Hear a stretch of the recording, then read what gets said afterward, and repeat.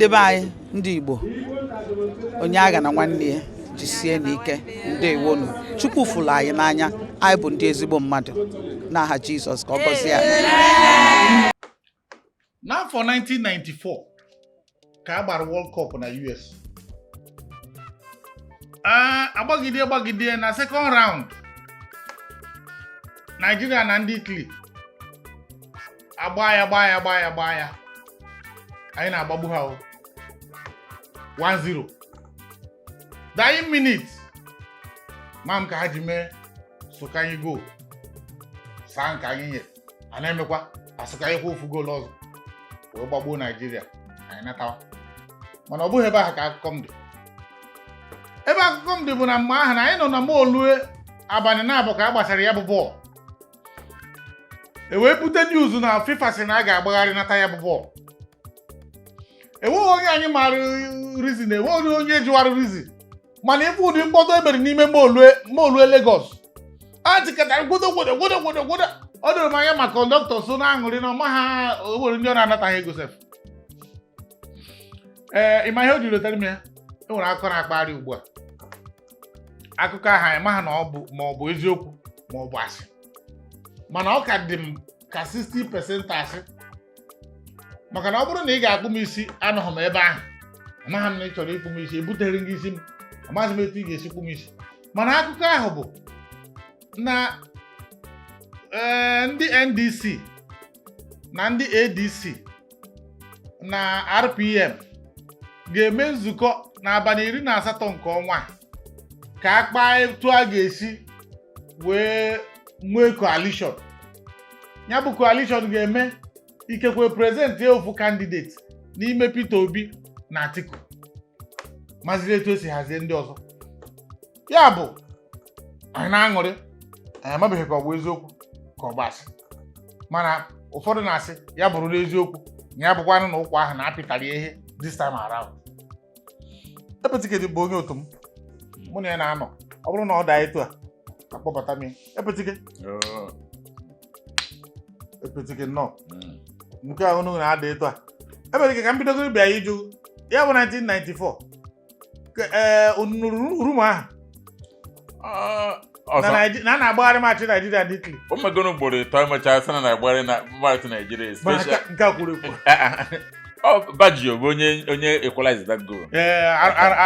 Anụmanụ nwoke ahụ. Mana mistake sikwa our defense n'aka, but that's by the way. Ihe ndị bụ mistake. So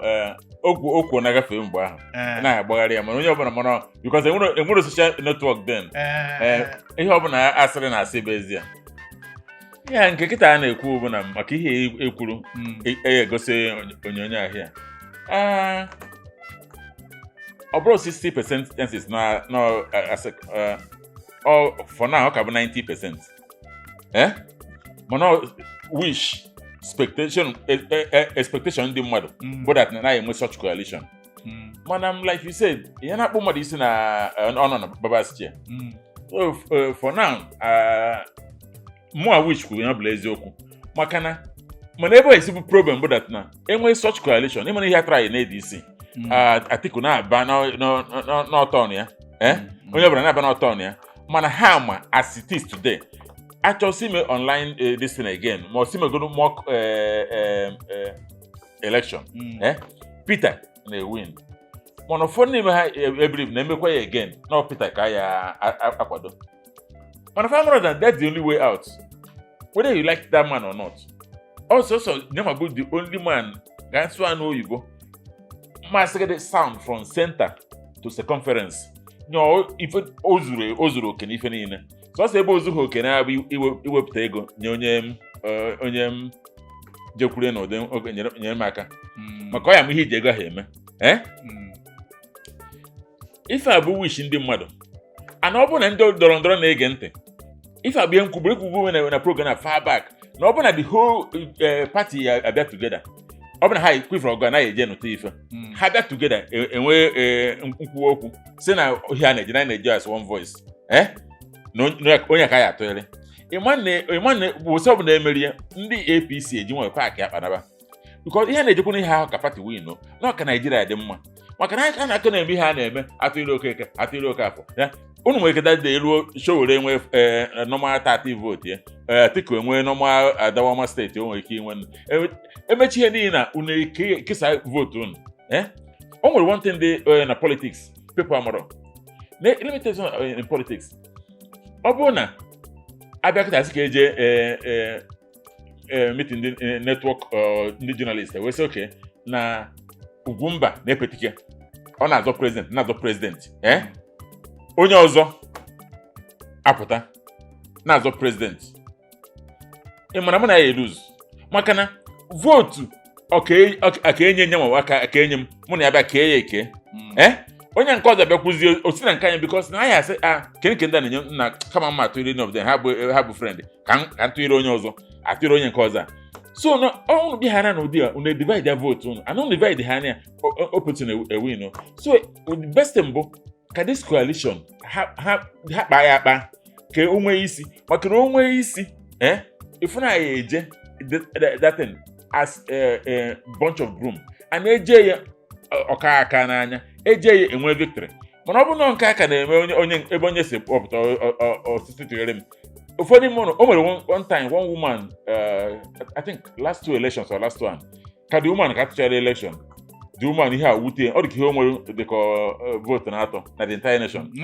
Sarah Jibril the woman ihe wutere ọ sị na ọ na the election wute mana na ndị ya na-enyere aka ndị na convoy ya ụmụ nwaanyị na-enyere aka bụ na ha atụrụ ya sọsọ at least na aka ịmụ up to 30 ọ sị ka ezi ebe ndị ahụ nọ ịghọtara them so because na some of this thing adọrọ easy ka anyị gwa na onwe anyị eziokwu ife a na-eje bụ ndị kwuru ọkanga ịgba nke anyị na ihe a na-eji ha bụ ọkanga ịgba nke anyị na amụrụ many time ọ bụla anyị nweta kandidate ya dị kapita o nkwere ike tinye na ụzọ ọjị ụzọ karịa pụta ọjị ụzọ pụta etitara na ya na EFCC ka nwere problem kesi abụchanite ekegogwo EFCC agbụ ekego na mana maka ịma na court nyere ọdachi emezi na ọjị ụzọ karịa investigation that is my problem. ụdị nke nyere bụ Peter Odiri o wee jiri nwaanyị n'ọrụ onwe so ọ Naijiria ka anyị nọ ọkụ ma ịchọ ịkpọ ọjị ụzọ karịa kịta tinye senti maka na ebe emecharịsị nwoke ma enye na mmehie onye anya ya bụ na amara ikpuchi gị egbegharịa mmehie na ọhazi mmehie ka ọ bụ n'ọbụ ka ọ ga-eji bụrụ mmehie ebe agha asachago I want to ask not perpetual injunction ma ụmụaka George chọrọ ime ihe na aha etolite dịcha ndụ nwụọ mmadụ hapụkwa ụjọ ụzọ ka ọ ewu arụsị ka ọ bụ perpetuity bụ the last thing and all the deadliest cotton we pronounce because no nwere onye ya pụtanwu overturn ya ihe dị na Nigeria ahapụ nnọọ nke ihe dị na Nigeria so onye na-ekwu bụ na onye kụ na-ewepụta echi niile ana etu esi ede anyị ka esi ede anyị ịma isenti na-ewukwa ha ebe Peter nọ bụ ha na-ewe ha ebe ndị Igbo nọ maka na onye Igbo ịbịa kịta be gị isi data na na onye Igbo ana gịnị na o ji wee bụrụ na o bukọcha na gocha na anadobonu mee nke ọzọ ije nyocha ya ọ kwụrụ ụgwọ ana ọ kwụrụ ụgwọ ọrụ ọ kwụrụ ụgwọ ego ọ kwụrụ everything a na-eme dị legit anajụ gịnị ka a ya eme ndị a ọ dị central bọs Peter so ka nwa amadi ahụ eziokwu na ọha ewepụta ka oke ụwa mana nke ọ na-ewetakwa kakwo because na ihe na ọ na-eme every week o jee hospital nke a nye ego ọkwa future ka ọ na-azụ nurses ka ọ na-azụ for future o jee na school nke onye ego o jee nke onye ego o jee nke onye ego nwakwa na ama n'ọkwa future ka dị mma na-azụ ndị otu ya bụ ekperime ka ha bụgasị o nwere ike ọsọ ọchọ nwa ajadu nwaanyị nye ego si na azụ narakwafa ma o meghe sọrọ fanụ a na-eme commission eziokwu so biko coalition a dị ezigbo mkpa na ọ bụ na ya ekwemie ọ bụ na ya ebute ụmụ nkịrịka sentiment a na onye nke bụ onye be anyị onye nke bụ onye chọọchị anyị biko si abolish that ka anyị nwee ike jee ọgụ a nwee mmeri ọ bụrụ na enwere ohere enwere ịnapụta iko eji kunye mmiri ma na ọkịta maka na emepụ nke Peter Obi ama okwu gị ehu ha na ya ma nzọ na agafecha 2031 maka na by then ọ ga-agbarata togo na age and by then ọma nke Obi pụta mgbe ọ bụ tọn ndị North ya bụ na oru ha na 2031 ahụ ọ ga-agara ugwu Awụsa bụrụ ihe onye ọbụla ji na-ayọ Atiku si ebiko ọ bụ na this ancestor nọ kịta now kachiri ike nọrụ n'ọchịchị na-achọkwara ịzọ na-ekwuru okwu tọtamụ na Chineke ga-edewe gị ndụ na ọ bụghị ana na uche Chineke na ị ga-achị Naijiria na the best opportunity ị nwere bụ kwado Peter mee one time. O doro m anya na Peter bụ onye eziokwu ọma nkwe nkwa ahụ na o ruo mgbe ahụ tụkwasịkwa m egbe n'onu ọ sịghị mba na ofu tam ka ya na-ahapụ Atiku isizi etu ahụ weghara ọchịchị na ọ bụrụ na kwankwaso ga-ekweta na ọkwa ya bụ ofu ihe mana ọ bụrụ na ha mee ya ọ bụrụ agreement maka otego ndị mmadụ na-ekpe ekpere ka e nwee ụdị ihe dị etu a eji wee gaa n'Ibadan wee sị na a ga-enwe sọsọ one presidential candidate ekwere ha yoruru m na-ama ha na Atiku were nkata ọzọ na-akpara azụ ka o jigide ndị a tinyere na taịm mụ ihe na Ghana ya bụ ọ bụrụ na eziokwu ga-adị na nke a ọ bụrụ na ha ga-ekweta anyị niile mana onye o ruru Peter mana ihe ọbụla bụrụ na o ruru gị ga ha zọta ya azọta mee ihe na kama ehi ga-agbara hakwa asịsị igbupụta ya ọdụ mana igbupụta ya ọdụ bụrụ nke Peter ị ga-emewe vice president o doro m anya na ya bụ ihe enweghị isi maka ndị obedient niile bụ ga iso na ya ga-eweta ihe n'anya ya dowe ụfọdụ ga-adọka nke ha adọka PVC ha ụfọdụ ga-adọka ya adọka maka ọba hazi uru ihe ọ pụtazi bụ toyata Israel ya bụ na ihe anyị na-ekwu bụ ọ bụrụ na anya bụ ihe na maka enwere mgbe ụfọdụ ọ ga-abụ ịnọkọta like this enwere ihe ọ na-abụ eme ịkpanie ịbata n'ime ọhịa ebe a na-achụ nta etu a ị na-eti ihe n'ala ka a ga-asị na enwere anụ ị na-etigbu ikekwe nchi nọ n'ihe na ka a na-eti ihe na oche nọ nwanne ya ka etigbu ọ makapụta achụwazie ya ọsọ ikekwe ọ bụrụ ya ka ndị a mere ụgwa n'ike ọ bụrụ na ya nwere maka a na-achị na osmoke pụta afa ya nwekwa ike ọ bụrụ na e nwere etu esi akpa ya bụ nkata maka na a kpọrọ grupu dị behind it ya ọ bụrụ na ọ daba na a ga-enwe ya bụ nkata anyị niile egburu ikpere ga yọọ Atiku si biko mere anyị ofu ihe a n'ime ha anyị ga-ejide nwa Obasanjo si ya OBJ biko tupu Chineke akpọ kwado nnọọ ka nwoke ma rụọ adị ama akacha na nkata nke m nwanne anyị Atiku anyị ka ọ maka na omeriketa nwaanyị ụfọdụ ka nke bụ nke onye Igbo mba ha otu na na ọnụ gee ntị ka m gwa gị iwu ahụ na ya bụ prezident ibugo vice ana ibutego ihe na nwoke nwere ike ibute ịma ọrụ ọka mma na iji ugwu gị niile na ka ụmụ gị nwee ike stata ebe ị kwụsịrị maka na since 1992 nke ọbụla azọrọ ịpụta a na-epụtakwa ị na-ewin praịmarị so ọzọ nke iwin hobu nke against Asiwaju ị na-egwukwu praịmarị so mana iwin the main election ịma ọnụ nwere ebe ya anọ karịzie ewere the election mara gị best thing bụ give this guy your blessing ka ụmụ gị take over from where you stop ana sị na ha nwere pedigree mana ịbụ na ime ha etu a na-azụ ihe ya na-azụ ọ ga-enyekwa gị nsogbu aka were ike Chukwu dowe ya ndụ because Africa ka anyị nọ Donald Trump ọ dị afọ one ọ katakwana ha onye nke a osoghị n'onye na-amarịrị osoghị n'onye a na-asị na ọ na-eme ụmụ ihe a na ọ na-akpọ nke a na-akpọ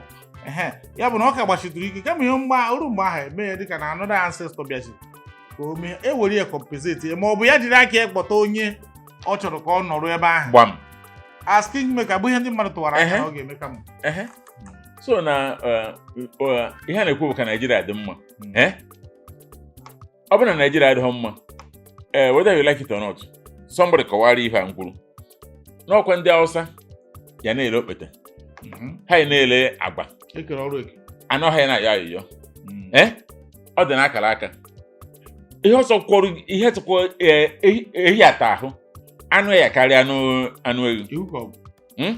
ife sọkwara ụnụ dobere ndị be anyị ọkwa ifuru ya ome ife pụtara na onye be anyị megide na ọ ya eri nwuzi 1 square meal a day ịma na ndị ọzọ afọdụ nke eri for 2 days biko nụ anyị na-achọ ka be anyị dị mma Chukwu na Enugu enyere anyị aka mana onye Chukwu na-azụ onwe ya ka anyị na-agwa onwe anyị eziokwu ndị be anyị epiachi ọnọdụ ndị Igbo gịnị ntị na Peter na-akpasu gị iwe ma na Peter mere nke ọzọ mee nke ọzọ abụrụ onye abụ the issue na the issue bụ that na ine n'ihe nepụtara nọ nyanwa ka gbad first gba second gba third ha kwado nwa amadi ahụ ka eje napụta anya bụ enwe iko eji eku ihe mmiri o ji mago n'enu isi mana unu chebe ife unu na-eme ka o si n'aka ya pụọ amakwa n'aka onye ya banye ọzọ because na Nigeria na ajụ na-epe na mmanwụ isi. Ana m ayọ unu ka anyị jee na election ọfụma. Ana m ayọ unu ka anyị mee kwado ihe ọfụma. Ana m ayọ unu ka anyị mee ife ka ọ bala onye anyị bala ụmụ anyị bala ụmụ anyị baka ụlọ anyị ma bifo anyị na-anara mmụọ ndị bụ anyị kenekwa m unu. Abatiga ndị Igbo. Ugwumba. Keta atakaraka. Ekenekwa ndị. Deme.